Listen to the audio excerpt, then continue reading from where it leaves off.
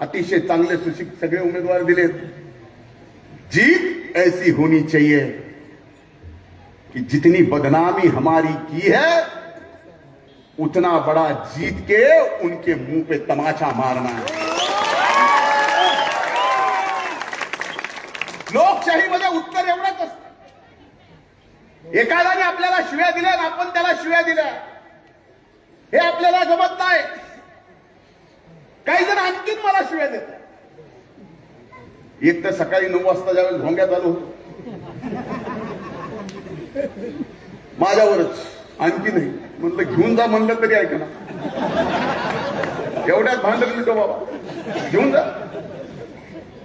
म्हणजे एक व्यक्ती आणि त्या व्यक्तीला किती जणांनी फक्त राजकारणातूनच नाही तर जीवनातून उठवायचा प्रयत्न केला, पण मी हललो नाही, मी घाबरलो नाही, आजारी पडलो, मरता मरता 2दा वाचलो।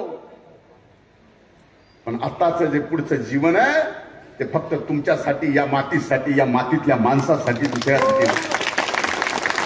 आणि असे बदनाम करणारे जेवढे आहेत त्यांना उत्तर फक्त लोकशाहीमधून द्यावं लागतं।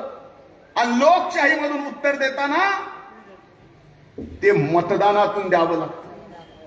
आपण सर्वजण महायुतीच्या आपल्या नगराध्यक्षाच्या उमेदवार, त्यांचं चिन्ह घड्याळ, अनेक प्रभागामध्ये महायुतीचे आपले जे उमेदवार आहेत, कुठं घड्याळ आहे, कुठं कमळ आहे, कुठं धनुष्य आहे, सर्वच्या सर्व जागा या ठिकाणी ऐतिहासिक मतानं विजयी करा, एवढीच कळकळीची विनंती करतो।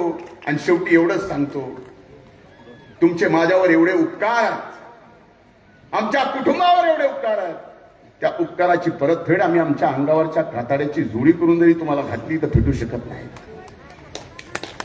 पण आमच्यासारखे सेवेकरी कायम सेवेला राहू द्या, हीच शेवटी विनंती करतो। महायुतीला ऐतिहासिक विजय द्या।